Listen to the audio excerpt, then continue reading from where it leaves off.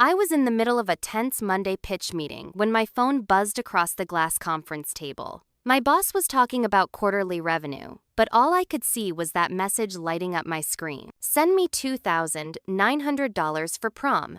Mom said you'll pay. For a moment, I thought it was a joke. My sister, Haley, had always been dramatic, but nearly $3,000 for a single night? My thumb hovered over the screen, pulse pounding. I typed back before my brain could soften the edges. No, Haley, you're 18. Earn it yourself. The phone went silent. The room seemed to exhale around me. But then another vibration. This time, it wasn't Haley. It was my mother. If you don't bother calling yourself part of this family. My throat went dry. Around me, the meeting kept going charts, numbers, polite laughter, but all I heard was that one sentence echoing in my mind like a verdict. Don't bother calling yourself part of this family. For years, I had wired them money, covering groceries, home repairs, unexpected expenses. I believed it was my duty, the least I could do for the people who raised me. But something about that message, the demand, the ultimatum hit differently. It wasn't love. It was leverage. That night, I sat on my bed with the city lights spilling through the window, scrolling through bank records I hadn't opened in months.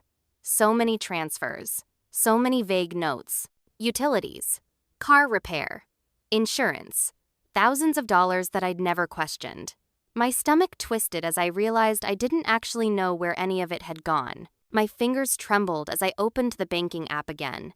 Then, without giving myself time to second guess, I did something I never thought I'd do. I froze the family account. One tap. Then another. Cancel. Cancel. Cancel. The confirmation email popped up.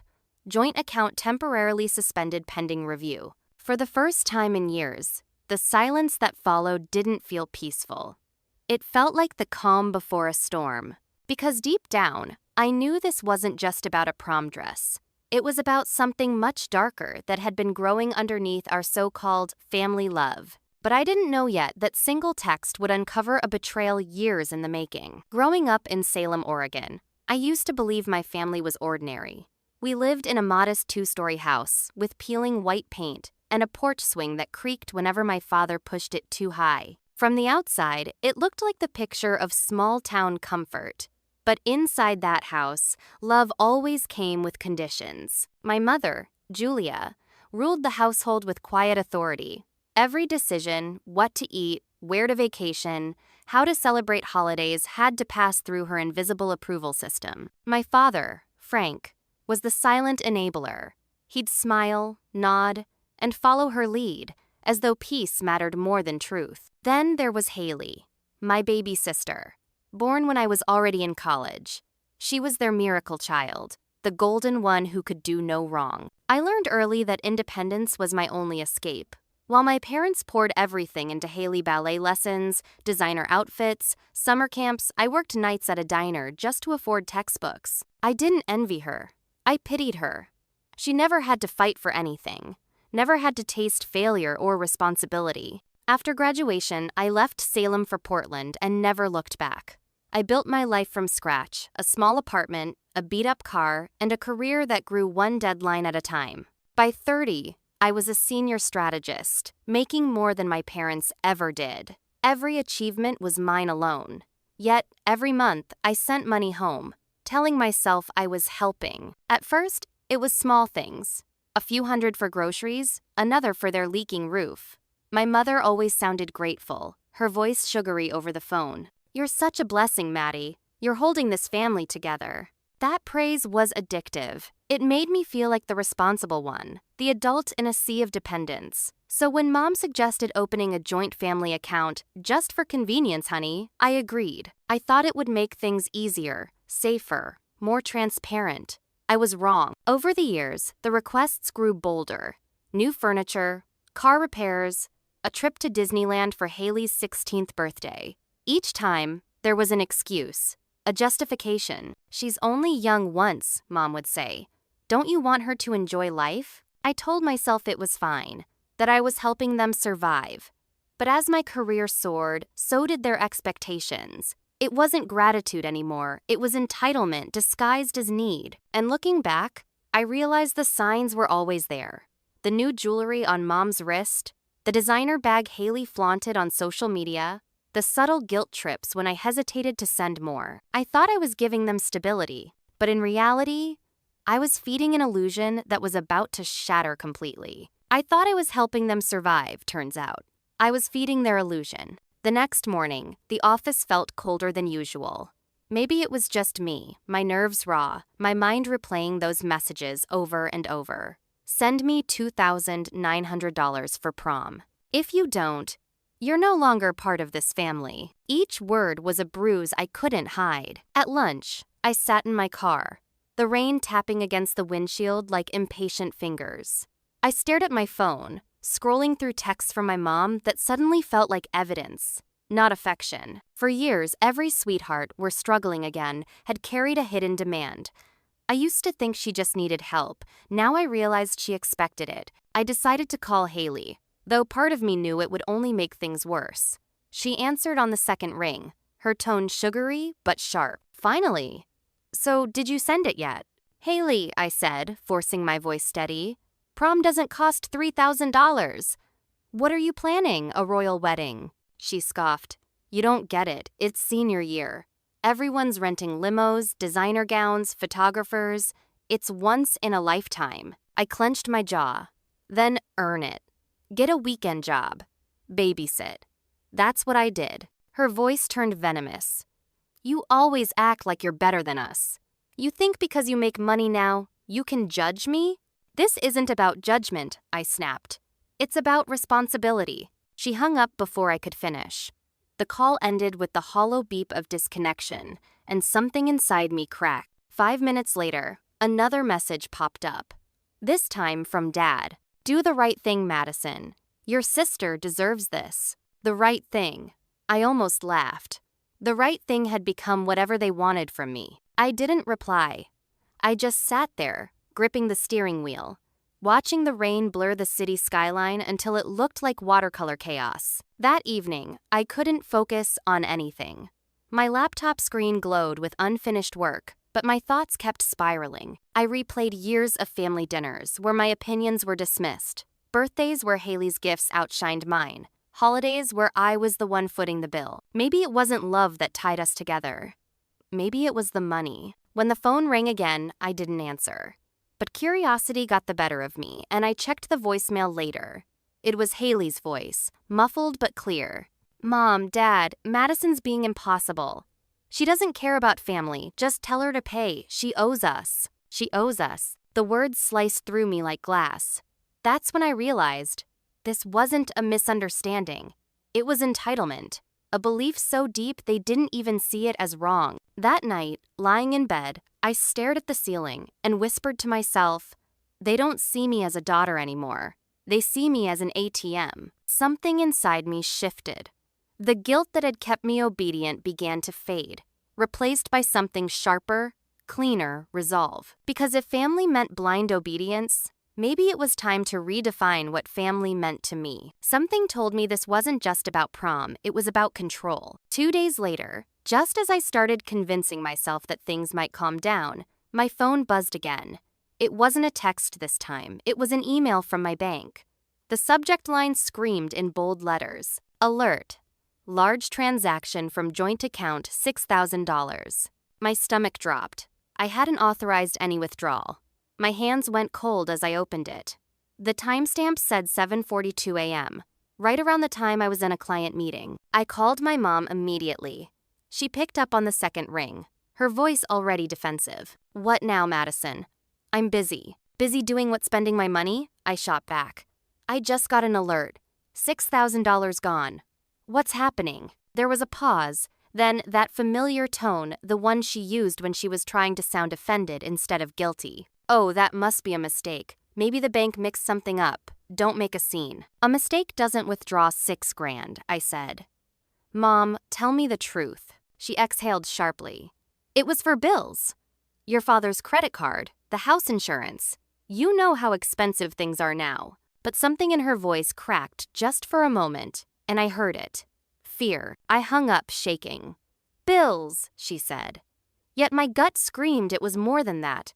By noon, I walked into Elena Torres's office, my friend, the firm's legal advisor, and one of the sharpest women I knew. She was hunched over case files when I knocked on her doorframe. "Hey, got a minute?" I asked, trying to sound calm. Her dark eyes met mine instantly. "Not if you're here to talk about work. You look like you just saw a ghost." I dropped into the chair across from her. Worse. My family. Within minutes, I'd explained everything: the prom demand, the threats, and now this mysterious withdrawal. Elena listened quietly, tapping her pen against the desk, her expression unreadable. When I finished, she said, "You still have access to the joint account?" I nodded. "Good," she replied. "Let's find out what your family's been doing with your money." She turned her laptop toward me and opened the bank portal. My heart raced as she typed in my login credentials. A moment later, the transaction history appeared. Rows and rows of payments scrolled down the screen, most of which I didn't recognize. Elena's brows furrowed. "These aren't utilities, Maddie. Look: Nordstrom, Tiffany & Co., Delta Airlines." My mouth went dry. No way. She clicked deeper into the records, scrolling through months of transactions. There were flights to Los Angeles, hotel stays, high-end boutiques, and to my horror, a $3,000 payment to a prom event planner. Elena leaned back, crossing her arms. "I think your family's been using your money to pay off debts and bankroll your sister's lifestyle, maybe even more." For a moment, I couldn't breathe. All the years of "we're struggling" suddenly made sense. They weren't struggling, they were spending. "They've been lying to me," I whispered. "All of them." Elena looked at me, calm but firm. "Madison, this isn't just a family issue anymore. This could be fraud." The word hit me like a thunderclap cold. Precise. Impossible to ignore. I stared at the glowing numbers on her screen, the receipts of my trust, one transaction at a time. And that's when Elena looked up from her laptop and said, "Maddie, you need to see this." Elena's tone shifted low, careful, the way people speak when they know something will hurt. "Maddie," she said, scrolling through another screen, "this isn't just a few bad withdrawals. Look at this pattern." The cursor hovered over a list of transactions spanning 4 years. I leaned closer. My name appeared repeatedly next to the withdrawals, but I hadn't authorized them. My stomach clenched. "How much?" I asked, my voice barely a whisper. Elena's eyes didn't move from the monitor. "A little over $120,000. The air left my lungs. "You're kidding." She shook her head. "I wish I were. It gets worse." She opened another file: credit applications, digital signatures, home equity loans. My name was on every single one. The signatures looked familiar, but slightly off, like a copy of my handwriting traced by someone else's trembling hand. "Elena," I breathed. "They forged my name." She nodded slowly. "Looks that way. And they've used your credit to refinance their house. Twice." My hands began to shake. I gripped the edge of her desk, trying to stay upright. The fluorescent lights above us hummed, too bright, too cruel. In the pit of my stomach, something broke an old, fragile belief that my family would never intentionally hurt me. "I trusted them," I said. "Every time they said, 'we just need a little help,' I sent it without thinking. I thought I was doing the right thing." Elena leaned forward, her voice steady, like an anchor in a storm. "People can justify anything when they're desperate. But this isn't desperation, Madison. This is deception." I sat back, trying to swallow the lump in my throat. My mind replayed every memory that suddenly took on a new meaning. My mom's new diamond bracelet, a gift from Dad. Haley's spring break trip to Miami. Her friend's parents covered it. The new car in their driveway last summer. A lucky deal. All of it had been paid for with my money. I thought about the countless nights I worked late, the promotions I fought for, the clients I bent over backward to impress, all so I could send money home to people who were bleeding me dry. A mix of nausea and fury rolled through me. Elena broke the silence. "We can pull official records. I'll help you document everything. But Maddie, you need to prepare yourself. If your parents forged your name, this could go beyond a family argument. It's identity theft." That phrase hit like a final blow.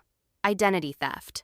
My own parents. I stared at the numbers on the screen, the cold, undeniable evidence of years I could never get back. This wasn't an accident. I said quietly.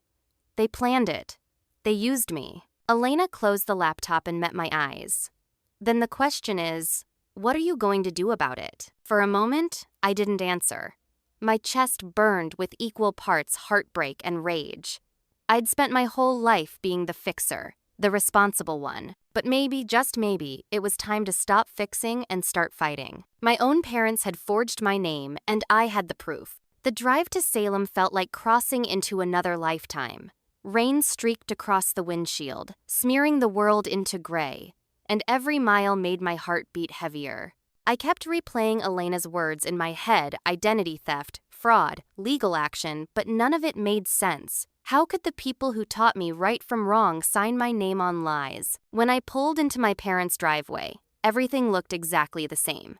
The chipped mailbox, the rose bushes my mother adored, the porch swing that creaked in the wind. Nothing looked guilty, but the illusion of home no longer fooled me. Inside, the air smelled like cinnamon and furniture polish, as if my mother had been preparing for company. She looked up from the couch, smiling tightly. "Madison," she said, her tone syrupy sweet. "You finally decided to visit." I held the folder close to my chest. "We need to talk." My father emerged from the hallway, slower, cautious. Haley sat curled on the armchair, scrolling her phone, pretending not to notice me. I dropped the folder onto the coffee table. The papers fanned out like evidence in a trial. "I know about the account," I said evenly. "The withdrawals, the credit cards, the second mortgage, all under my name." My mother's face went pale, then hardened. "How dare you dig into our private finances?" "Private?" I said, my voice rising. "It's my name, my credit, my money." Haley finally looked up. "It's not a big deal, Maddie. We just needed a little help." I turned to her, incredulous. "A little help? You drained over $100,000 for dresses and vacations?" Dad's voice cut through, sharp and commanding. "Watch your tone. We're family. We did what we had to do." I laughed bitterly. Family doesn't forge each other's signatures. That's not survival, that's theft. Mom stood, her hands trembling but defiant. "You're exaggerating. We meant to pay it back. We just needed time. You've always been so cold, so distant. You thought I wouldn't notice?" I snapped. "You built your comfort out of my exhaustion. Every time you said you were struggling, I believed you.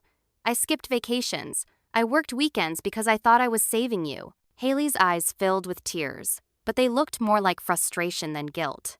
"You're making everything about you," she muttered. "Because it is about me," I said. "You used my life to fund yours." Silence filled the room, thick and heavy. My father finally spoke, quieter now, almost pleading. "Madison, please. We can fix this. Just don't involve anyone else." It was a confession wrapped in fear. I stared at the people I used to call my family and realized there was no saving them, not this time. "I already did," I said. "My lawyer knows everything." My mother gasped, clutching her chest. "You wouldn't destroy your own parents." "I didn't destroy anything," I said softly. "You did when you decided I was worth more as a bank account than as a daughter." The room erupted. Mom cried. Dad shouted about loyalty. Haley screamed that I was heartless. But beneath all that chaos, I felt something I hadn't felt in years: control. I gathered the documents, turned toward the door, and said the last words they'd ever hear from me as their obedient daughter. "I hope you understand this is me doing the right thing." They thought I'd walk away crying, but this time, I had a lawyer. 3 days after the confrontation, I sat in Elena's office again, my hands wrapped around a mug of cold coffee. The folder of bank records lay open between us, now labeled indexed, undeniable. Elena's tone was steady, all business. "We have everything we need. The forged signatures, transaction trails, credit files. Maddie, this is textbook identity theft." I stared at the papers that had once been my life. "They're my parents," I murmured. "I don't want to destroy them." Elena's gaze softened but didn't waver. "They destroyed your trust first. What you're doing isn't revenge, it's protection." Something in me hardened. For years I'd carried the guilt they'd built into me, believing that family meant sacrifice, no matter the cost. But this was theft wrapped in love. It deserved the light of day. That afternoon, Elena filed the report with the State Fraud Division. She CC'd me on the email. The words official complaint made my stomach lurch, but also release. The case moved fast. Within a week, the bank froze all remaining family accounts, pending investigation. Creditors started calling them, not me. When the story broke in the local paper, family fraud case under investigation in Salem's suburbs, my phone exploded. Texts from cousins, old friends, even neighbors I hadn't spoken to in years. They all wanted to know if it was true. I didn't reply. I didn't need to. Haley called next, sobbing. "You ruined us. The school took back my scholarship because of this. How could you?" I closed my eyes. Her words hurt, but the guilt didn't land this time. Actions have consequences, Haley. Welcome to adulthood. Then I hung up. The next day, my father left a voicemail, his voice small, beaten. "Maddie, please. Your mother can't sleep. We made mistakes, but we're family. Don't let the courts tear us apart." But I didn't call back. I had nothing left to give. Weeks passed. The investigation widened. Every forged document traced back to my parents' IP address. Their lawyer tried to argue misunderstanding, but the digital signatures told the truth. When Elena forwarded me the bank's closing statement, she wrote only 3 words: "You did it." I stared at that email for a long time.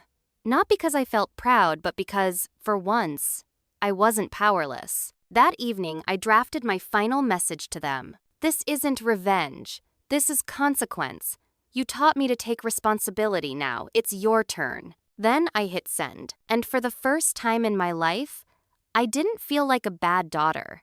I felt like my own person. But karma has a strange way of finishing what you start. Months passed. Spring melted into summer, and with it, the chaos that had consumed my life finally began to quiet down.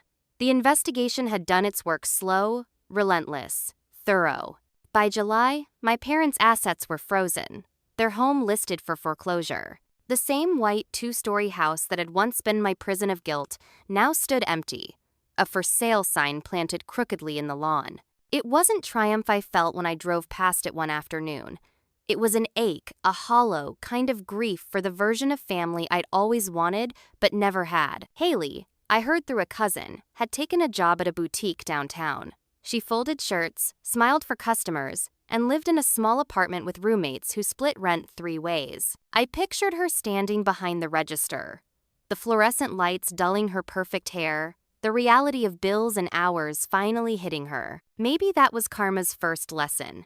Real life doesn't care about entitlement. My parents weren't faring better. Bankruptcy hearings, debt collectors, and humiliation had stripped away their pride. Mom's social media accounts vanished. Dad stopped answering numbers he didn't recognize.